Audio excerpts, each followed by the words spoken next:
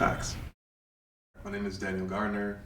I consider myself, I guess, a creative wanderer.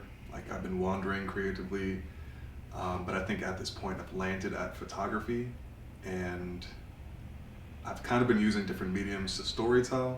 So whether that be writing or photography, video, but in this moment I'm really interested in like learning culture and exploring culture, especially in my local area in the Bronx. So I'm using photography. So Daniel Gardner, I'm a photographer, videographer, writer, and my connection to the Bronx, I was born in the Bronx, and I lived in Wakefield for most of my life, well, most of my childhood, I would say.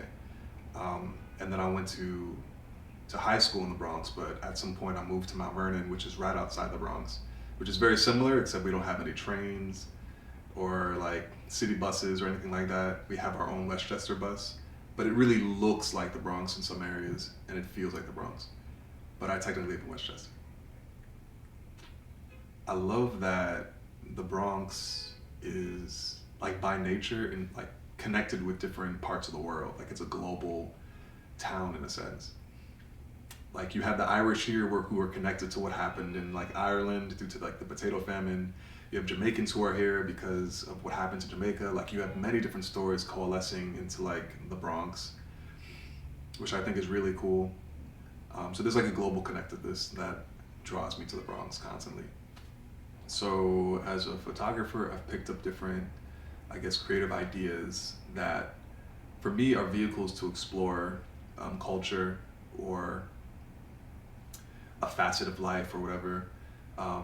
One of those is called This is the Bronx, and it came after I realized that like after growing up in the Bronx for a portion of my life, going to school in the Bronx and interacting with the Bronx for a large part of my life, I felt like I didn't know much about the Bronx. Outside of Wakefield, I don't really know the South Bronx too well, or Riverdale, or pretty much any other part of the Bronx. So on free days, I would go out and just with the camera, I would explore the area. Like I would intentionally walk around, get a feel for it. Before I would go out there, I would like look on my phone, like look on Wikipedia, and just like look up history, like what are notable places I can visit, landmarks, and I would make a point to like go to those places. And on the way, I would usually like run into people. I would say hi to certain people, and they would like we would spark conversation, and I would either take portraits of them or just like ask them where should I go next. So through that, I've gotten like cool photo opportunities like out of nowhere, like because I usually send people the photos afterwards. They're like, oh, that's dope. Like you should do this with my friend.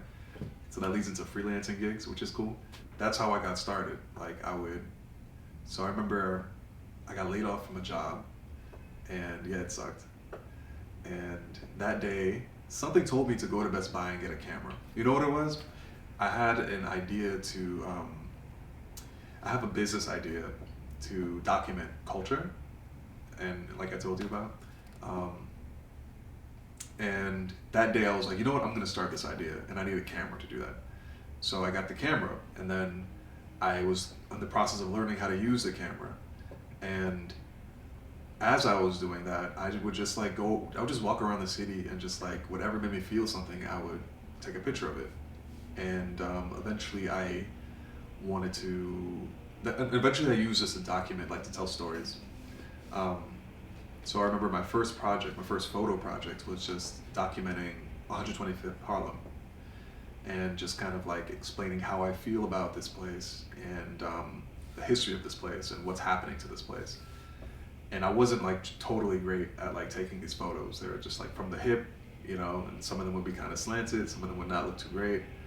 But through this process, I noticed that like when we capture a moment that makes us feel a certain way, that feeling within ourselves allows us to translate how that feels for us to other people through the photo. So a photo doesn't have to be amazing for it to be like a quality photo. It could just be a real moment, a moment that makes you feel something. And I think that that's kind of the nature of street photography. It's like making you feel a certain way. Started taking photography seriously when I got my first wedding opportunity, when I started getting paid for it. Um, One of the people I met when I was documenting the Bronx hit me up. She got her photos after I took photos of her, and she She handed me off to a colleague of hers who was about to get married, and the colleague called me and said, I saw the photos you took, I saw it on Instagram, I really liked how they turned out, and I would like you to photograph our wedding if you don't mind. And I was like, wow, that's amazing. Like, this is a great opportunity to get paid and do what I love. So that's when I saw that I could make a living off of it potentially, and I started taking it seriously. Yo, it was like the most tiring day in the world, man. Like, cause it was my first wedding, so I was like, how do I go about this? How do I approach it? And I was like, all right, you gotta get, they're paying me this amount of money, and I want to have this package for them. So I was like, all right, I want the guest interacting. I want like photos of like the table sets and whatnot. I want to get like the ring exchange, of course, the kiss, all of that. So I had a checklist that I'll carry around with me.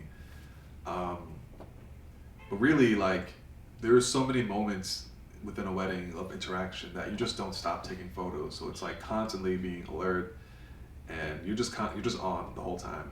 And then the special moment happens that you don't want to miss. You don't want to like, screw it up in terms of like having your camera settings off either. So that makes you a little nervous. But I think that was just kind of like internal anxiety. It really wasn't as hard as I thought it would be. You just have to be present and make sure you know what you're doing in terms of like having the appropriate camera settings. Other than that, it wasn't too bad. It was really fun. I got free food.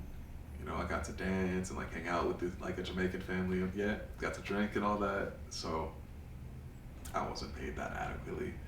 I was paid more. So I asked a friend who is a wedding photographer, like, how much should I charge these folks? And he said, to be honest, my first wedding, I got $60. And I traveled all the way out there, super far, and they got great photos, but, it was my first gig, and I just didn't know how much I didn't know how much to charge them. So I got paid, I believe, 400, which is like decent. That's not bad for a day of shooting, and you get free food and stuff like that. Transport, they covered. So that's what I asked for, 400, and she was like, cool. She was very nice about it, because she even asked me like, I don't want to undersell, like I don't want to underpay you or whatever. Like, what is your price? And I didn't want to be too cocky and say like $800, $1,000, even though that's really the cost of wedding photography. I didn't know how well I could do, so I was like, let me not charge them a crazy amount and like get like a low quality product. So I said, let me keep it all right at 400, and she said, all right, bam, like she jumped on that. I mean, so when people approach me and make a comment about my voice or say like you should do voice acting, whatever, my first thought is like, there's nothing special about my voice. Like, there's nothing special about it. It's just my voice, And I guess that's natural because like you and I, we've both like grown up with our voices. Like we've always known. So, we're just familiar with it.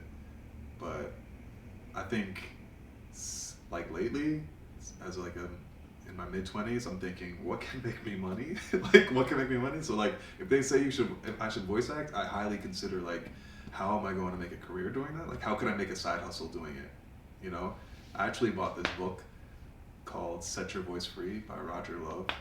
And it's just like different tips on like how to get your best voice. And he swears, like in the introduction, he swears that everybody can sing. It's just like, how do you tap into voice techniques in order to do that? And I learned a few tips from him. Like, there's a high voice, there's a low voice, like stomach voice, and there's a chest voice, and you want to generally have a chest voice, and you want to breathe out as you talk, little things like that. I think it's flattering. I actually have a friend who has like a deep, like a radio host voice, like it's great, and he gets it a lot more than I do, and I'm kind of upset he doesn't take advantage. I'm sorry, it's probably the same deal. I'm just upset, like, dude, why are you not taking advantage? Like, people say my voice is alright, but like his voice is perfect. I like my voice. I think I'll always like my voice. I think everybody should like their voice. Like, it's your voice.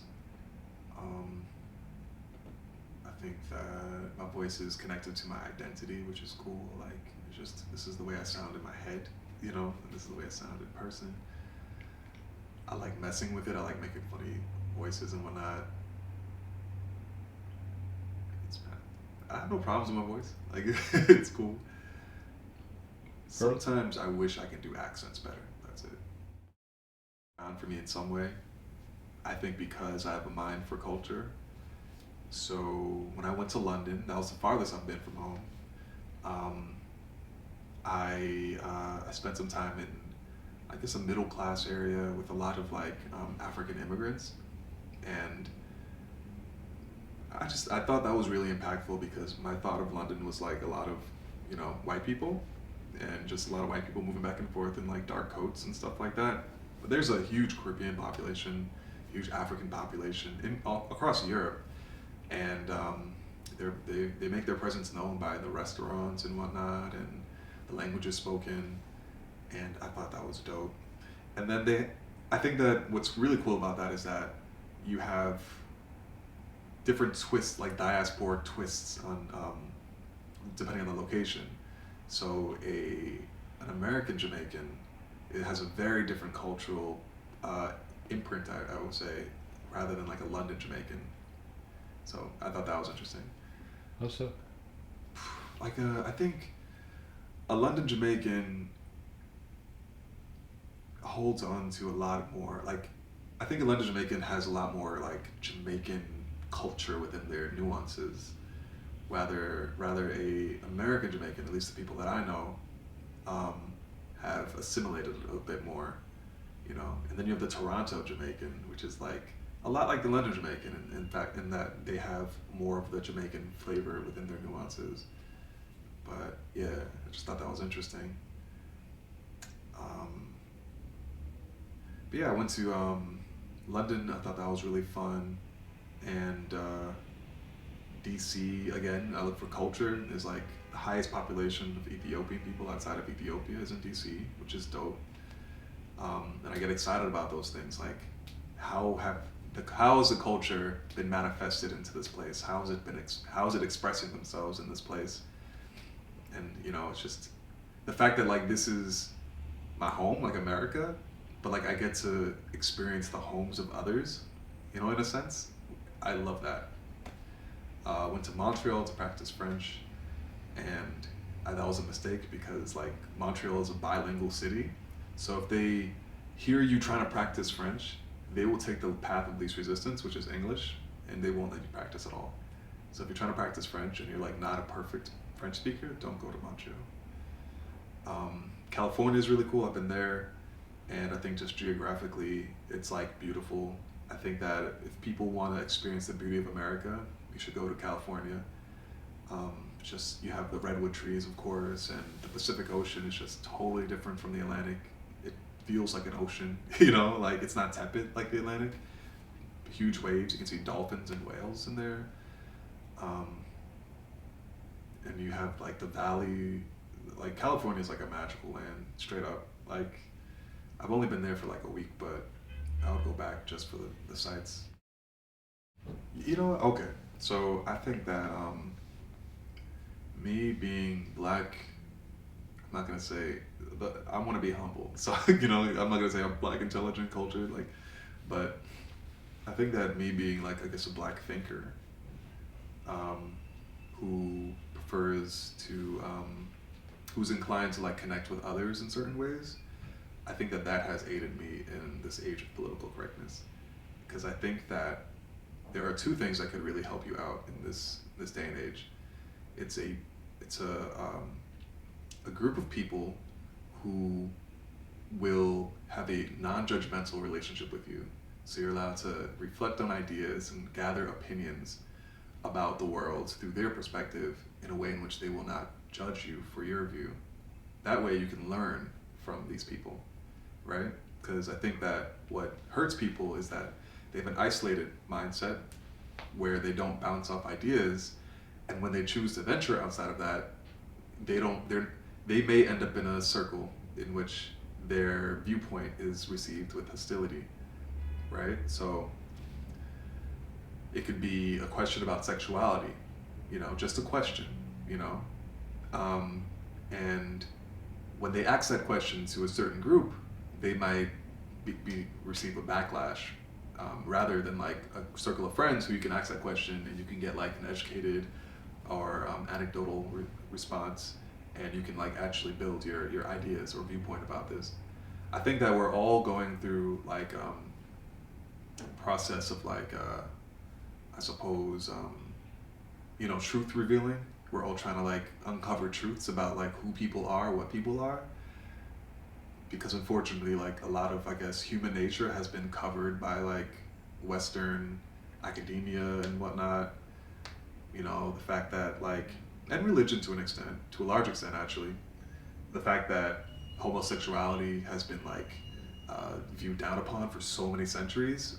Now we have to like cleanse ourselves of that ideology because it's been embedded in our culture. In the same way we still kind of have to cleanse ourselves of like black being inferior because it's embedded in the culture, all Western. And there's a lot of academic study that's going on now, especially amongst young people, that connect to how it's like it's a magnifying glass for problematic Western ideology. Track, lacrosse. I feel like I did not get a satisfactory education. I don't think that's completely their fault. So you have like a lot of New York City schools are up against the Department of Education, where they have to get certain numbers in order to appeal to the state, etc. And because they have this challenge, they have this battle, they cannot necessarily like have curriculum that reflects the needs of like the actual students, like their own lives, to 100%. For instance, when they go about English class, they introduce books that don't align with the identity of the demographic within the school, which is a problem. I feel as if when it comes to math and science, a lot of kids get left behind just because I think learning math and science takes a certain type of environment, certain resources that can overwhelm parents, it can overwhelm the students. And I think that because of that pressure, a lot of students like feel anxiety when it comes to math and science, and they don't excel unless unless there's an exception of them just being naturally bright at that. But I feel as if that in particular, math and science, at least for me, truly discouraged me. Like just knowing that like I wasn't getting better, and I feel like a lot of black and brown students end up being discouraged because education is seen as such an important thing amongst like children of like immigrants and minority immigrants especially, because generational wealth is kind of scarce in black and brown communities, especially in like a hustle type borough such as the Bronx or even Brooklyn, Queens. You have families who have moved from their area, they come here like, all right, you got to go to school so you can get to the next level. And there's so much pressure involved with that, to the point where I feel like they just don't have the ease that a lot of other groups have in terms of like figuring out their talents, figuring out what direction they want to go in, exploring. Like so much of success is really, I believe, I won't consider myself truly successful, but like I think that like a lot of maybe personal success is about like figuring out what you love to do and then pursuing that and then reaching the milestones involved. And I just don't think that New York City's educational system facilitates that, because there's just a greater picture that's not observed. Facts. It's so good. I like it. It's a good outtake. I love all facts, no printer. Have you heard that one? I like that. 2 slogans. First one came to me 2016. It was be better every day. Like do something to make yourself better every day, because that compounds. So like things don't seem as hopeless when you know that if you do something today, something tomorrow, and something the next day, eventually you will have something to like be proud of. Be better every day. The other one came in 2017, and it was faith, freedom, focus.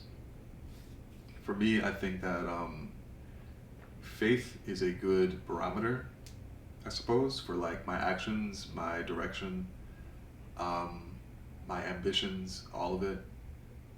And freedom is a reminder that like no matter what people say about me, no matter what circumstances I have, like I'm always free. I have the freedom to do whatever I want. And then focus, the inspiration, I guess the ambitions that occur through my faith and my experiences being free, I want to have focus so that it manifests into something.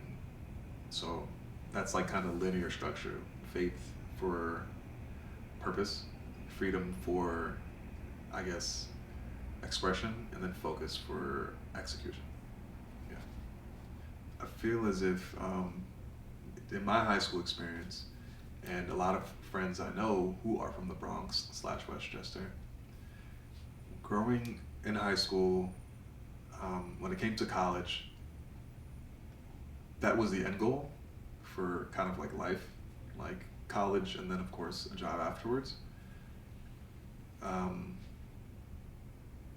there was an emphasis on just getting into a school, and if your grades didn't reflect like the requirements of a certain school, there was no hope involved in terms of like that was kind of like it kind of like sealed your fate in a sense, which I think is really doesn't reflect reality. Like you can go to community college, you can go to a local city college, and do pretty well, like end up successful depending on how are you going to incorporate college into your own passions and dreams. And I think that's what's missing. Not so much about like, I guess, encouraging, even though the encouragement is like great, but like not so much encouraging students to get into a particular school, more so encouraging students to learn how this college experience can aid your own vision. And I think that a lot of schools will benefit by asking students, what do you want? Like that's it. And giving them a step-by-step structure on how to attain what they want with the college. If not college, like fits into that blueprint, so be it. But like, if it does, this is how you go about it. And it could be something as simple as I want a car or I want to live on my own. Doing that requires like certain steps that will lead them through college and into a place in which they can get what they want. And from that point on, they have options. Like that's what it is. A lot of young people don't know what they want to do for a career, but they do know what they want, right? Like you could ask a few and they say I want to be an actor. 18 through let's say 21, the end of college, that is like 4 solid years where you can figure out that path and apply like every day. I think that a lot of schools should start creating those pathways that will give options to students, give them options financially and otherwise, give them perspective on how they can achieve their dreams with the time that they have, because side note, like young people are the billionaires of time. They could do whatever they want with their time. You can be 6 years old, 7 years old, you can have $10 trillion, but you don't have as much time as these kids do. You can't do as much as these kids do because they have so much time. So perspective, and then the resources, how to acquire the resources, how do I pay for this path, whether it's like paying for a camera so I can start making videos, or pay for college so I can become a writer, or etc. I think those 3 need to be emphasized. And of course we see that like the college structure is breaking down. I don't believe your zip code determines your future. I think that your zip code provides external factors that have a huge influence on your future, a substantial influence on your future. But I think that a stronger factor is family. I think family is huge. Family is where we learn discipline, we learn love of ourselves and of others, we learn about the world. I think that family is like truly the biggest contributor. And the reason why I'm sure about that is because you see the evidence of it in immigrant cultures who have come here and their kids excel. Not just the stereotypical like Asians, but also like African, like African Caribbeans have been known for a long time to be like excel academically, especially Jamaicans for a while. Um, Ethiopian, I've had a friend who's Ethiopian, and you know all of their friends just are doing super well. I think that's kind of unknown Ethiopian culture in America. Like it's pretty substantial, but and I think that's because like family slash community um, has allowed them to find the support that they need to do these hard things, to be the first to graduate, to be the first to start a business. They find massive support because the people around them know that they know that it's tough. They know the circumstances, and they're willing to come together and foster love so that they can all keep going. I feel like that's the biggest contributor. If you don't have that, it's so tough. Like you can you will like emotionally and spiritually probably give up if you don't have the support of family or friends. You know, gotta find that tribe. I think the Bronx stands out from other boroughs due to its rawness. It is raw in culture because people are moving in and out like constantly. It's raw in ideas. It's raw in the way it's moving right now. I think that a lot of other boroughs, even though they're changing, they're still quite established in their feel, vibe, nature. Brooklyn, you know, has a very similar demographic to the Bronx, and Brooklyn is changing, but at the same time, each part of Brooklyn is quite distinct and rooted, and you can tell when you look around, when you like even just look at the infrastructure of like Brooklyn. You have old bicycle awnings, like you know, awnings for the bicycle shop that has been there for like years, and you know, textile, you know, places and whatnot. There's just a historic element to Brooklyn that I feel like the Bronx has, but like in a sense, the Bronx has not lost that rawness in which it's like constantly changing, like year after year. So I think rawness is what makes the Bronx unique, and because of that, I feel like it's kind of safe. That keeps it safer than a lot of our other boroughs. I feel like when real estate companies look at the boroughs and they look at the established nature of Manhattan, Brooklyn, Queens, and Staten Island, even though I've only been there like once, they easily see the puzzle, what they can pick up, move, place, etc. For the Bronx, it's not really a puzzle. It's like a freestyle Lego kit, you know, and it's always kind of moving and changing. And I feel like real estate can't really like get their minds around that. Real estate, I believe, has a harder challenge in terms of establishing themselves in the Bronx in the way that they have in Manhattan, Brooklyn, and the rest of New York City, because since the Bronx has that raw factor, they can't really put their minds around how they're going to pick up one area and place another sort of people or this and that. So I think that it's going to take a lot longer for them to move into the Bronx. I think that they're going to analyze certain areas such as like the South Bronx, figure out the flow, and then you know mark their territory in a sense, and they're going to maybe move in different areas. But I think that the Bronx, just by nature, will resist a lot of that. You know, I think slowing gentrification. My first answer is more community-driven events and community gatherings, so people can talk about how to take control over their area.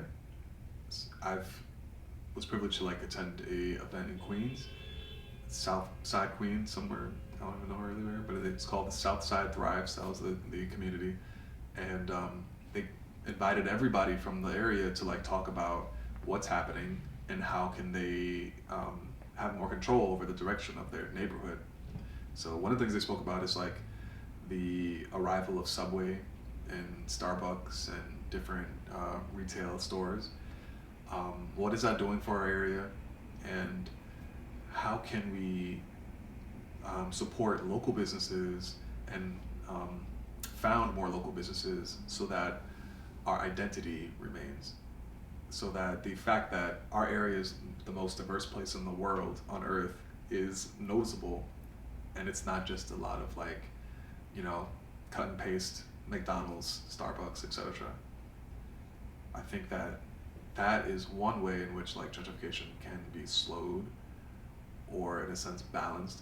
I feel like Brooklyn has done that, like especially the Caribbean population. There's parts of like Brooklyn that will always, I feel like will always be Caribbean or have been barriers to gentrification because there have been like people there own the businesses. And of course, like that's the obvious answer, like own the business, like, you know, but I think that goes against like, you know, community, family. That's the reason why they own a lot. Then you have the Jamaican population. I mean, the Jewish population, which has the same sort of effect. Like if you go along Kingston Avenue, nothing but Jewish-owned stores and businesses. To the point where like they don't have to leave Kingston Avenue to get what they need. Like they can, their economy is on Kingston Avenue and Crown Heights. We need the same sorts of things in the Bronx, and it's possible, but we need to start talking, you know, collectively about how to do that. And I think that there have been attempts to do that, to create conversation in the Bronx. The Bronx itself is like a brand name now. People are using it everywhere. Bronxer. The Bronxer, yeah. Shout out to him, the Bronxer. On my way here, I saw like a real estate sign that said, "How do you Bronx?" Like, so it's a verb now. I saw it outside of the postal office. People are trying. Like, you, Bronx Vignettes, like, it's a brand. It's a brand name. So people are trying to talk about, like, what does it mean to be of the Bronx? What does the Bronx mean? How do we start framing conversations around progress in the Bronx? So people are trying. It's cool, you know? I think that that brand has kind of always existed. People say like every borough has a brand, really, but like I think people link the Bronx to like grit, hustle, and street smart, and they're very proud of that. But yeah, to answer your question, I think we should just start talking to each other, like planning how to have more control over our freedom and contentment. So when it comes to my definition of success, which means to be free and to be content every day, a lot of people say like the ability to wake up and do exactly what you want is freedom. How I think I may get there, to be honest, I don't know. Like, I don't know. I think that pursuing passion is a form of like success. Like that's a sense of waking up every day and doing what you love. So I think education is really linked to that. Like I feel very good about waking up every day and being an educator. So that's along my path. I hope to be an educator someday and create. So I have to create to some extent, more or less every day. That will make me feel content and free. Lastly, when it comes to creation, I also want to create memories. So for me, creating memories means to have the freedom to travel and to meet other people, to get to know other cultures and stuff. I think that one possible route for that, aside from like the teacher salary, which is like not substantial, is to try to attempt to marry passion with entrepreneurship and community. And community meaning also like humanness, like love. I think that when all those three combine, you have a business or product or a lifestyle that manifests overall wealth. And wealth doesn't have to be monetary. Wealth is like wealth of like the people around you, the love around you, um, purpose. Like Bob Marley, like when he was asked like, how do you feel about being so rich? And I'm not gonna put on the accent even though I want to, but he said, but he basically said that like, what do you mean rich? You know, and he asked just the guy, what do you mean rich? And then the guy was like, you know, like you have so much money, you have so much wealth. And he's like, I'm rich because I have people around me that bring richness to my life. And I'm rich because I have a relationship with God or Jah, you know, same thing. Um, I'm rich because I have the island that I love that provides warmth and sun and fruit every day. That is my richness. I'm a rich man because of these things and not because of the money. And I think that for him, he found the marriage of passion, community, and entrepreneurship. All of it came together to create wealth. And that's what I would like to do at some point. Simple things, basic things. So for my last point, just on a final note, I think that the great starting point in terms of experiencing culture is literature. So I would advise everybody to like start picking up books about cultures that you're not aware of or lifestyles that you're not aware of. If you're straight, read about a gay person. And if you have an Italian background, read about an African background and keep doing it. Don't just read one and think that's a complete narrative. Continue. And then the level up from there is, of course, visiting potentially or meeting people, but start there. Second, this is like a plug. You should check out The Lives of Sons. Look at the camera, The Lives of Sons. You should check out The Lives of Sons. It's like a project of mine in which I want to incorporate writing, photography, video to tell stories about individuals and how their own lives radiate hope and warmth and joy for other people. So if you are a creative yourself, or if you are just a person, check it out and maybe like send me a message and we could collaborate. You can have this free photos, so that's a plus. So it's on Instagram at The Lives of Sons, SUNS, not SONS, SUNS, and Facebook, The Lives of Sons, SUNS. Look out for a website. I had one before, but I'm going to renovate it. And I hope my aspiration for that website is for it to be a place in which you can dive into stories of the diaspora, but also just different identities, black and brown, and attempt to shift the media narrative for black and brown people.